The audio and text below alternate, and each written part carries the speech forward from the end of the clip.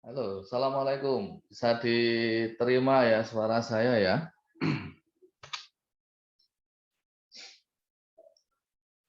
Bisa, Pak. Bisa ya? Oke, terima kasih. Ya, kita mulai ya kuliah kita untuk pertemuan perdana ini. Sebelumnya, Assalamualaikum warahmatullahi wabarakatuh. Mari kita awali kuliah kita dengan berdoa. Berdoa mulai. Bismillah.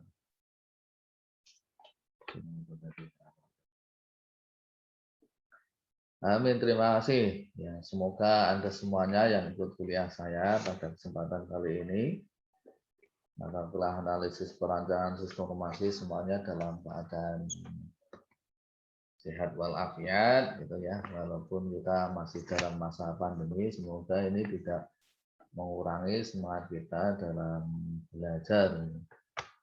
Ya, ini mungkin kita persiapan untuk era masa depan ya. Karena pertemuan fisik sudah mulai terbatasi. Mungkin kalau kita lihat film-film animasi zaman dulu, misalkan Star Trek itu yang arahnya kita sudah mulai ke sana. Nah, ini semuanya kuasaan Tuhan, kuasaan Allah, bahwa kita dikondisikan untuk tatap mukanya itu dalam bentuk daring, dalam bentuk online gitu. Dan saya akan mencoba untuk menyampaikan secara singkat di pertemuan awal ini tentang bagaimana kita nanti belajar dan kontrak belajar gitu. Nah, karena sebagian materi itu sudah saya buat dalam bentuk tutorial video agar memudahkan Anda nanti dalam mempelajari ataupun mengulang materi yang kita sampaikan. Yang sudah kita upload, kita tempelkan di sepada, sehingga Anda tinggal klik saja, tinggal pantau saja, tinggal ikuti saja penjelasan saya yang sudah saya sematkan, sudah saya tempelkan di sepada untuk penjelasan via video. Di samping itu, saya juga sudah sampaikan bahan ajar yang bisa nanti kalian baca, ya, yang kalian baca di sepada. Nah, materi yang sudah saya upload, sudah saya tempelkan di sepada itu, saya password ya, passwordnya juga sudah saya tempelkan di sana, gitu. Nah, Anda bisa buka dengan password tersebut. Gitu. Untuk referensi yang lain, Anda bisa baca sesuai dengan daftar yang sudah saya tempelkan di sana, ya. Ataupun nanti referensi-referensi lain kalau Anda mau memperluas pengetahuan tentang sistem informasi, Anda bisa berdalam sendiri. Dan itu monggo silakan. Justru kalau sekarang itu kita dituntut untuk mandiri, sehingga yang namanya dosen itu hanya sebagai fasilitator saja, pengantar saja, penggiat saja, motivator Anda untuk menguasai ilmu. Karena yang kita sampaikan di kuliah mungkin hanya sekian persen saja dari tema itu sendiri. Di luar itu banyak, global, banyak sekali. Itu sehingga saya menyampaikan ini mungkin singkat karena kita pengalaman. Saya dulu sebelum ada sebelum kita giatkan online itu saya sudah riset dulu, tanya-tanya, terutama ke mahasiswa nih. Kalau kalian sekali Zoom itu berapa mega yang kalian habiskan? Rata-rata hampir banyak ya, ratusan, hampir 200-300 mega untuk satu kali pertemuan. Nah, itu kalau setiap mata kuliah Zoom ya, tekor itu. Saya kasih, sehingga saya inovasi bagaimana agar mahasiswa itu tidak terlalu berat di kuota dan juga di HP. Oh, kita sering juga pertemuan Zoom itu kalau kita pakai HP ya panas gitu. Jadi tidak satu semester bisa biar ya HP-nya. Sehingga saya kolaborasi, saya Zoom mungkin beberapa kali gitu ya, termasuk di pertemuan awalnya agar Anda tahu ini siapa tahu yang ngajar, bentuknya kayak apa, Anda sudah lihat sendiri ya. Anda tahu ya, mungkin sudah beberapa kenal dengan saya gitu. Gitu. Terus untuk kuliah kita ya kuliah kita sama ya, ada 16 kali pertemuan selama 1 semester itu, nanti ada UTS dan UAS dan lain sebagainya gitu. Nah untuk materi-materi nanti insya Allah ini sudah tak sampaikan di Sepada, hanya memang untuk yang semester ini itu karena terlink dengan CBIS sih.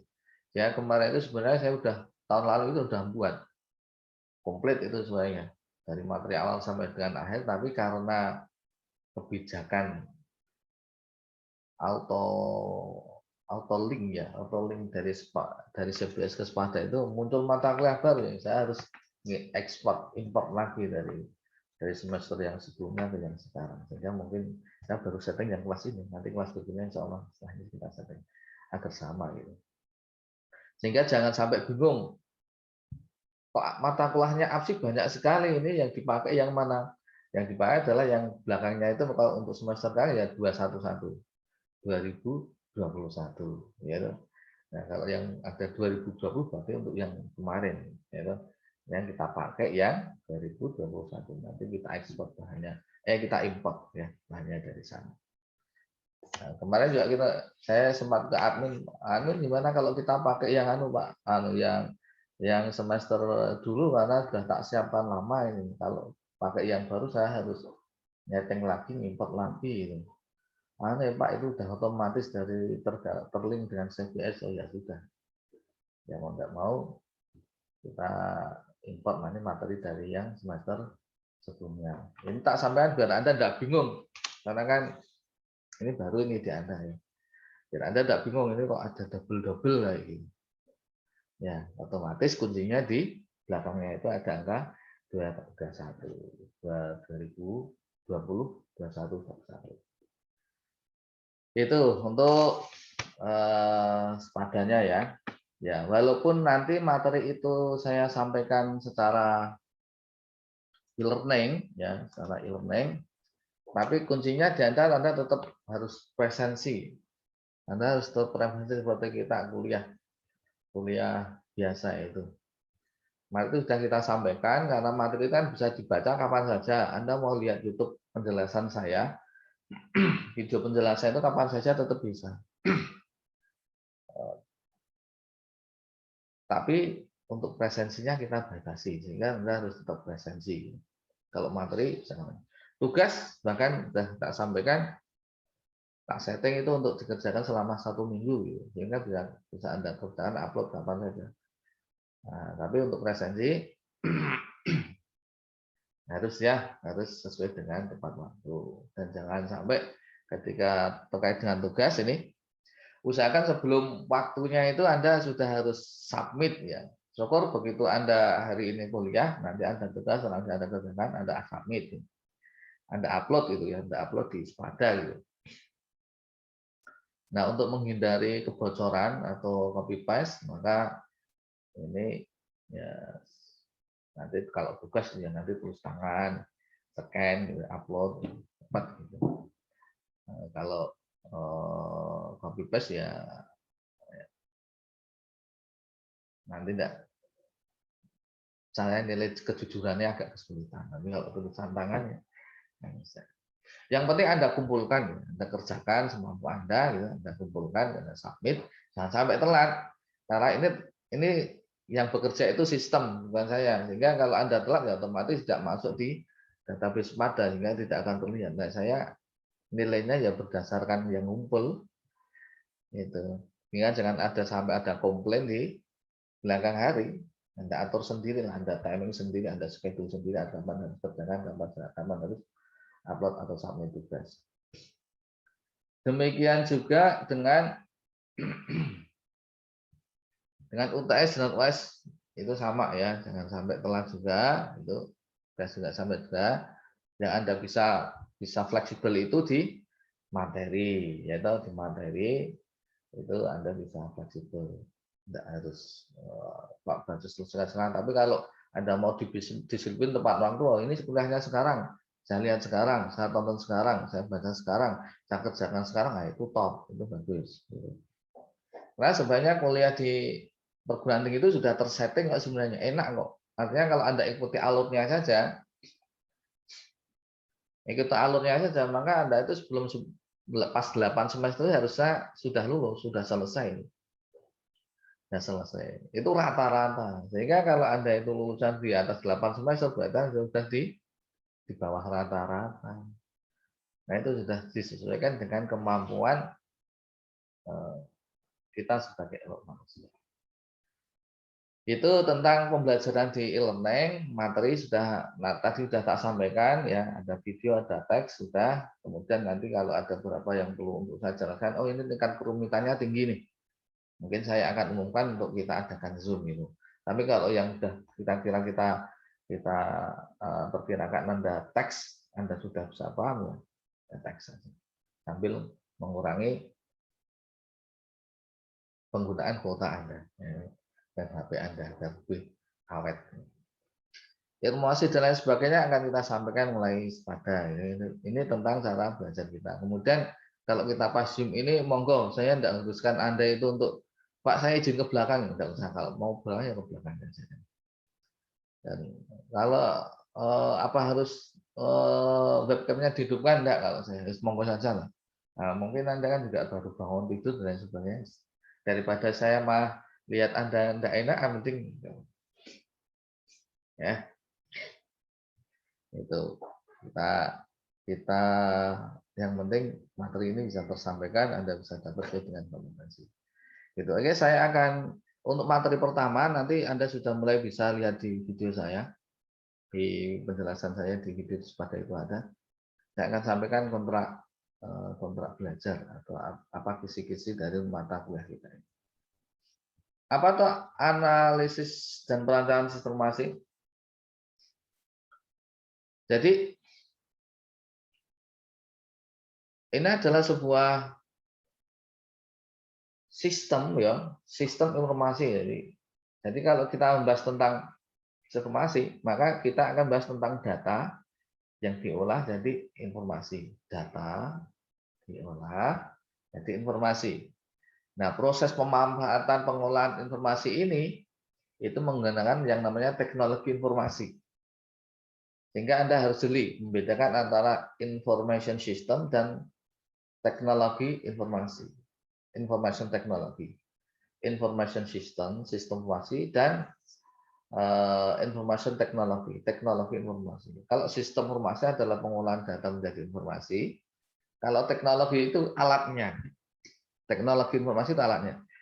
Nah, sekarang informasi apa yang diolah dalam perusahaan ya? Semua yang Anda pelajari di teknik industri itu adalah informasi, yaitu data yang diolah dan semua yang Anda pelajari di teknik industri. Misalkan EOQ, Economic Order Quantity, kemudian Break Even Point, kemudian forecasting dan lain sebagainya sampai dengan ke pemasaran dan kepuasan pelanggan, kinerja dan lain sebagainya. Ya itu adalah data yang diolah jadi informasi. Pertanyaannya kenapa Pak harus dengan teknologi kita olah dengan teknologi? Karena untuk mempercepat. Kalau Anda tahu rumusnya, Anda bisa kerjakan. Bagus, betul. Gitu. Tapi kalau itu Anda kerjakan secara manual, ya lama. Ibarat kita mau berpergian ke Jakarta gitu. Kita tahu jalannya. Tapi jalan kaki dengan yang pakai motor, otomatis cepat yang pakai motor. Yang motor dengan yang pakai pesawat terbang ya jelas pakai pesawat terbang. Nah, itulah kenapa pentingnya teknologi sehingga untuk mempercepat agar diperoleh efisiensi dan efektivitas. Kalau kita dan teknik industri itu kan intinya ada di efisiensi dan efektivitas. Sehingga kenapa kita pakai teknologi untuk mencapai itu. Itu. Nah, bagaimana dari yang tadi sekupnya manual, ya pengolahan data keuangan dan lain sebagainya, kita olah dengan nanti kita buat sistemnya, kita buat diagramnya, kita buat komponen penyusunnya, entitasnya apa saja, relasinya seperti apa, jadi database, kemudian proses pengolahannya, ya kita coding jadi software gitu. Nah, program aplikasi dan database yang menjadi satu, sehingga terperolehlah informasi yang akurat, tepat waktu, dan relevan. akurat, tepat waktu, dan relevan. Di samping kecepatan, karena teknologi komputer itu adalah kemampuannya yang digunakan adalah karena kecepatan dan memorinya. Sehingga APSI ini adalah kelanjutan dari mata kuliah pemrograman komputer gitu. Kalau dulu kita sudah tentang bagaimana cara membuat program aplikasi, maka di sistem informasi ini kita gabungkan antara program kecepatan melakukan pengolahan data dengan program aplikasi dengan data. Ya. Kalau dulu kita tinggal masukkan data, klik proses, keluar output, tapi kan hilang kayak kalkulator. Nah kalau sekarang ini kita olah datanya, ini kita olah, kita kemas gitu, sehingga nyambung terus. Gitu. Nah inilah yang kemudian menjadi titik tekan di sistem informasi. Nah sehingga sistem informasi ini akan sangat banyak. Kalau kita perusahaan ada sistem informasi yang ngurusi tentang sumber daya manusia, tentang proses produksi, tentang keuangan, tentang pemasaran, gitu, tentang manufaktur gitu. Bahkan di sana juga nanti masih ada dibagi lagi, ada yang office automation system, itu ada transaction processing system dan lain sebagainya. Termasuk bekal yang bisa Anda gunakan sebagai pengambilan keputusan. Karena lulusan teknik industri itu kan nanti diharapkan dia menjadi seorang manajer yang mengambil keputusan. Maka akan butuh alat untuk mempercepat itu ya. Tadi kalau Anda hitung manual lama, ini ada alatnya, yaitu decision support system atau sistem pendukung keputusan. Nah, ini mata kuliah lanjutan dari APSI. Itu untuk skop Anda sebagai seorang pengambil keputusan.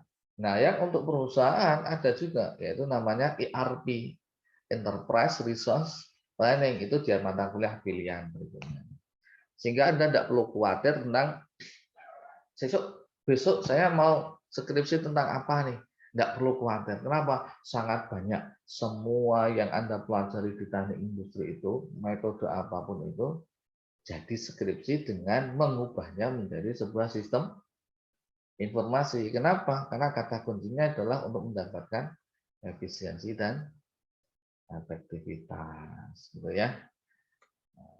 Nanti kalau Anda kurang paham, nanti diulang lagi. Ini saya record kok. Ini saya rekam sehingga nanti bisa Anda ulang lagi. Sehingga untuk mendapatkan itu, maka materinya adalah kita bahas tentang informasi sebagai sumber daya, tingkatan sistem informasi, data dan pengolahan informasi, informasi untuk pengambilan keputusan, tahapan perancangan sistem informasi yang nanti kita namakan dengan SDLC, System Development Life Cycle. Nanti kita bahas. Pengelolaan sistem informasi manajemen. Kemudian harapannya apa toh? Anda memiliki keahlian untuk ini peran penting sistem informasi. Gitu. Kenapa? Karena kalau kita sudah memiliki sistem informasi, kita akan yang memiliki namanya keunggulan kompetitif.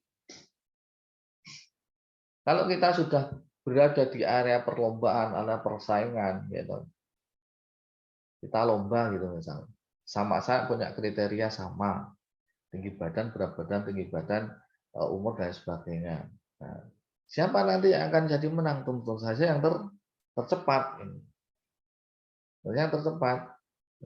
Sama, perusahaan juga seperti itu. Sama-sama perusahaan tentang garment, sama-sama perusahaan tentang farmasi dan sebagainya. Siapa nanti yang akan mendapatkan profit tertinggi? Siapa yang nanti akan lebih maju? Yaitu yang menggunakan sistem informasi. Jadi kenapa? Karena kecepatannya, efisiensi dan efektivitasnya. Kalau orang itu sudah, kalau orang, industri, pihak, organisasi, kalau itu sudah melampaui yang lain, maka itulah yang disebut dengan keunggulan kompetitif gitu. Sehingga ketika kita belajar tentang sistem informasi, maka sebenarnya kita mengharapkan itu agar tercapai keunggulan kompetitif untuk diri Anda sendiri dan lain sebagainya. Ini untuk berwirausaha juga bisa gitu. Untuk berwirausaha, untuk mandiri juga bisa ya. Kemudian mengenal tahapan dan infrastruktur yang dibutuhkan dalam perancangan sistem informasi gitu ya. Nah, ini untuk belakang terus. Oke ya, tadi sudah kita sampaikan kekuatan informasi untuk menciptakan keunggulan kompetitif. Menang persaingan gitu. Intinya menang persaingan ya. Kalau sudah namanya usaha kan ya menang persaingan. Ya. Mau nggak mau siapa yang menang ya dia yang paling unggul. Nah, unggulnya itu Pak apa? Salah satunya adalah dengan mempercepat proses, yaitu dengan pembangunan dalam bentuk sistem informasi. Mengenal jenis-jenis informasi dan manfaat bagi manajemen perusahaan, mengenal proses pengolahan data dan informasi, tren perkembangan teknologi informasi. Ya. Mengenal dalam mampu memanfaatkan jaringan komputer dan internet. Semua itu kita udah tahu lah manfaatnya komputer dan internet.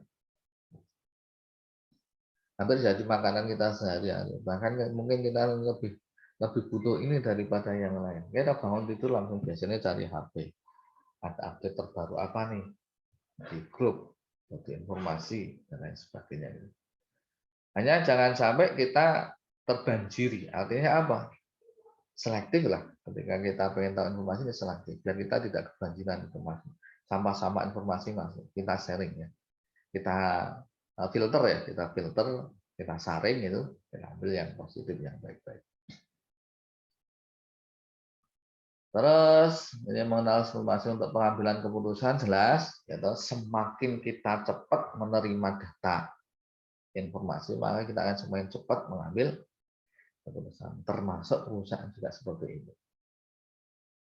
Fluktuasi naik turun, standar ekonomi sekarang seperti ini, keadaan politik berarti geografinya seperti ini, keadaan pesaing seperti ini, keuangan kita seperti ini. Nah dari sekian banyak itu, ya kalau sudah jadi informasi set, nah, semakin itu diperluas maka akan semakin cepat dalam pengambilan.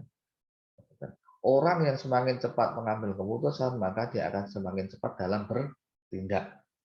Nah, tindakan yang tepat dibutuhkan informasi yang akurat, tepat waktu dan relevan. Ya.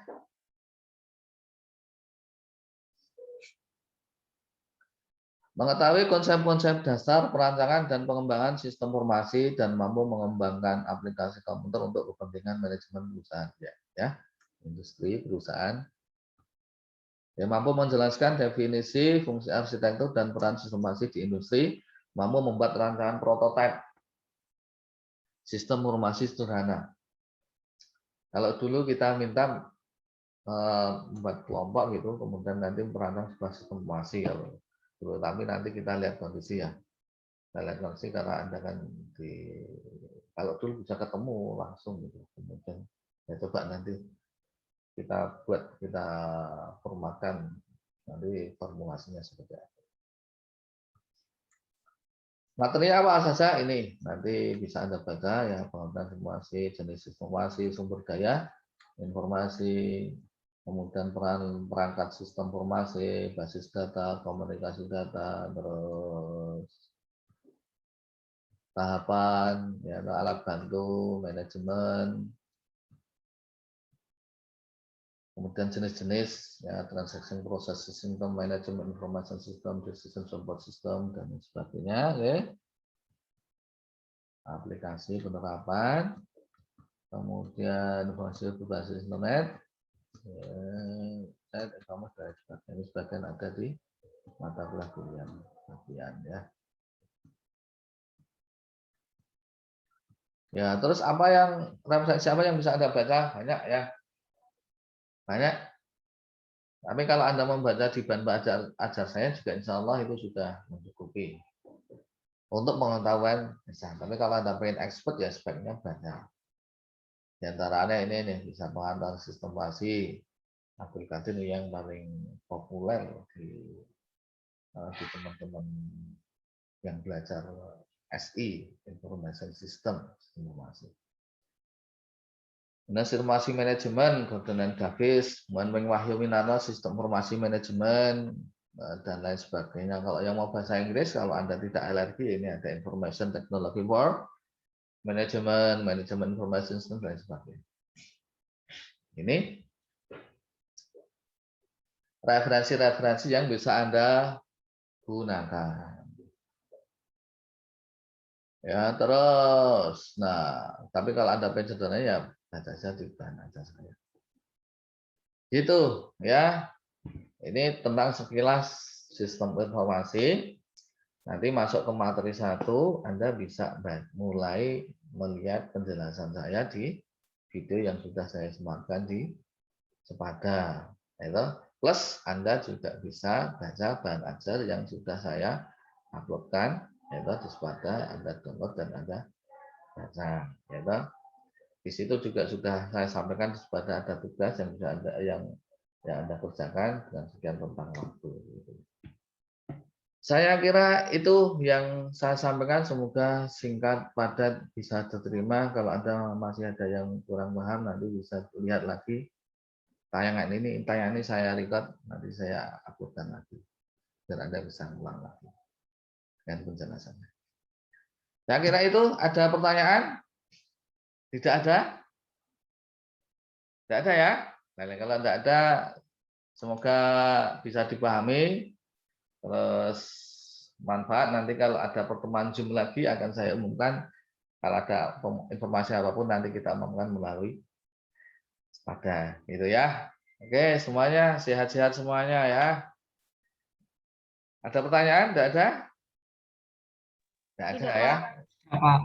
Ya, oke. Assalamualaikum warahmatullahi wabarakatuh. Waalaikumsalam.